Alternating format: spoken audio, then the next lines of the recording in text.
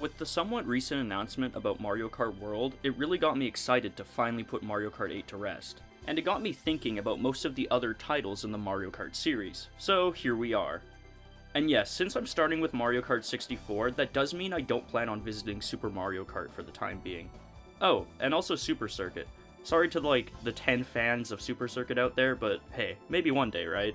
Now, I don't know about you, but I consider the select screen for Mario Kart 64 just as iconic as Smash 64's. The 8 characters you can choose from here is a pretty solid selection.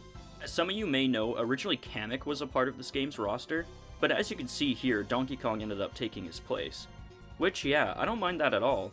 Although, I do find it kinda crazy that Kamek wasn't a part of the Mario Kart roster until the end of Mario Kart 8's lifespan. And not only that, he was also originally scrapped from the base game of Mario Kart 8. I mean, he's probably in Tour as well, but I don't know, I'm not really a mobile gamer, so yeah. Consider that another game I won't cover. One last thing I'd like to mention before I get into the thick, meaty goodness of this series. Typically how these videos are going to work is I'm just going to cover some of the gameplay and the new features each game has to offer. And then I'm going to cover every track in the game. When it comes to Mario Kart 64, I admittedly don't have much to say about the gameplay, other than there's nothing wrong with its simplistic nature. It just makes it easy for anyone just to pick up a controller and play. Alright, now enough with the edging and onto the mushroom cup. Spaghetti on your overalls. Luigi's Raceway is the perfect beginner track in Mario Kart. Alright, listen, it may not be the most complex track out there, and I get that, but it's still pretty enjoyable.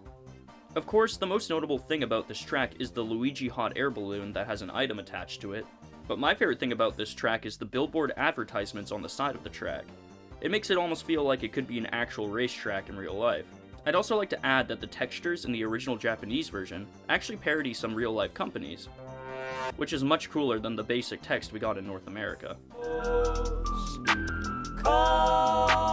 Moo Moo Farm is a great example of how Mario Kart can just decide to skip the dinner and fuck you right in the ass. Now listen, it can be easy to avoid some obstacles on this track, and obviously the layout isn't too difficult since it is the second track in the game, but if the Monty Moles hit you, they will stun you. And it's much easier to get hit by a lot of random items when that happens. The shells also tend to bounce off everything, so it's pretty effortless to hit the other racers in this track. And all the questions kept coming up over and over again, like bubbles in a case of club soda. Koopa Troopa Beach is my personal favorite track of Mario Kart 64, so that's why I'm showing footage of the Mario Kart 7 version first. Now transition to Mario Kart 64, and as you can see, the original isn't as vibrant, and the colors do look a little washed out. But hey, the beach theme kicks ass, and in my childhood brain, this track will always be a tropical paradise. The track layout itself is probably one of my favorites that this game has to offer. Despite the overall lack of difficulty, you do have to drive safe, otherwise you'll get crabs. More to do than... No, hold on. Sorry, that's the Lion King. Calamari Desert is a track I often see mixed opinions on, at least when it comes to the original version. Personally, it's another track I'd say is one of my favorites. Stopping and avoiding the train is pretty cool. Again, the theming is perfect, alongside with the music. Track may be a little too orange for some of you, but aren't you glad I can move on to the next cup?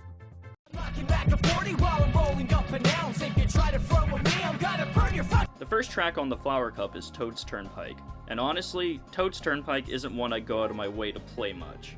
I'm not really a fan of the other vehicles, or the overall layout of this track, but the aesthetic here is something else. Definitely has a vibe that only this era of gaming could capture, if that makes sense. Just try not to become roadkill when you're admiring the track. Let's try to be quieter. After all, it is Christmas. Frappe Snowland makes me think of the wonder of joy that is Christmas. In my opinion, this track has a fun layout with some tight turns. Some people definitely do not like this track, but hey, I don't like those people. And to those who dislike the exploding snowman, for me, the exploding snowman make my wiener explode. Oh my god! Oh my god! Fucking Buffalo just took a fucking shit through my fucking window! Kaka Mountain is an odd one for me. I don't hate it, I'd just rather not play it. It might just be a me thing, but the whole fecal aesthetic just isn't for me. You guys can have fun dodging the shitballs and falling off the track, but I'm just gonna move on from this one. Mario Raceway is probably the best track in the game. While short, it's very compact and feels very well thought out. This track is a fast-paced blast, as long as you aren't playing with like 10 frames per second, because goddamn the split screen in this game isn't meant for racing. As for the battle mode, well, I'll get to that later. Anyway, moving on to the Star Cup. Light the fuses, bitches! Wario Stadium is a bit of a slog to get through. But the dirt bike track theming is pretty cool visually, and Wario's face being plastered all over the track is pretty funny. But I can't tell if it's just something that's been done because Wario is pretty full of himself, which is in character, or if the devs just want to reuse the textures to save on space. Either way, I do enjoy the aesthetic of this track, it's just not my favorite to race on. I got a fish, would you like to make a wish? I got a fish, would you like to make a wish? Sherbet Land is pretty alright. It not as good as Me Ice track, but it's alright. Racing on a massive sheet of ice definitely helps this track stand out when compared to the rest of the tracks in the game, and the series for that matter. And the cave section definitely adds some additional depth to this track. The penguins here are fun little obstacles, but unfortunately they don't explode like the snowman in Frappe Snowland, so yeah, 5 out of 10. Raindrop, drop top, smoking on cookie in the hot box, fornicating with your woman. Royal Raceway is an amazing track that's fun to drive on, and the pink skies are a welcome change when compared to the other raceway tracks. Oh yeah, I forgot to mention that Mario Kart 64 calls its circuit tracks raceways. To be honest, I prefer the raceway name, but that might just be a me thing. It is pretty annoying to see people get sidetracked with the Mario 64 castle when playing this in multiplayer, but I'm not gonna lie and say I also didn't just drive around the castle half the time when I was a kid. So yeah, I'm kind of part of that problem.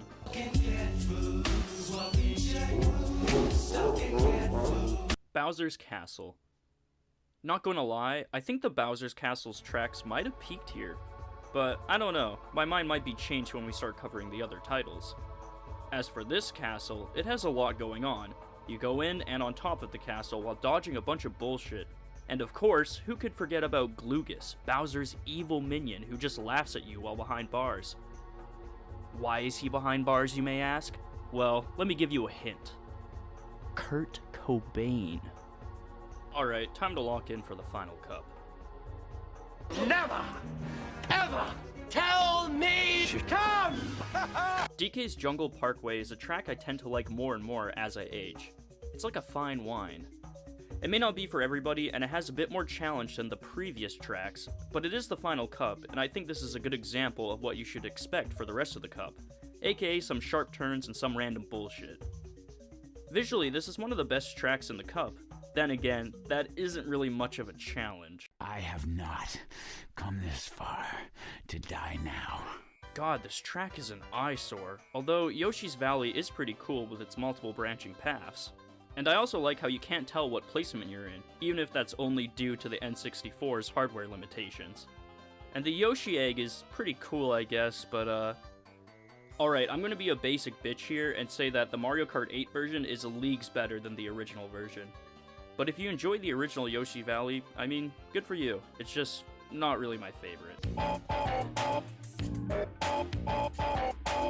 You fuck up! Banshee Boardwalk. I admittedly want to like this track way more than I should. It's dark and creepy. Yeah, maybe a little too dark, and if you fall off, you're basically gonna land in last place. If that isn't annoying, then the turns and bats should be enough to annoy you. At least the theme is cool, but it's kinda underwhelming when compared to the other tracks. And now, for the holy grail of Rainbow Roads.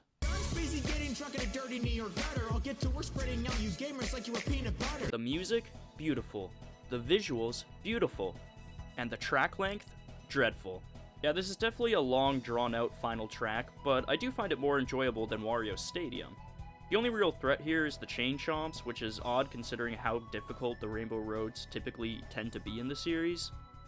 But yeah, that's the final cup. Unfortunately, I would say the Special Cup is the weakest in the game, but it definitely had some highlights. Outside of the Mushroom Cup, each cup has one or two tracks I don't enjoy as much as the rest. But all things considered, there isn't really a track in this game I full-on hate.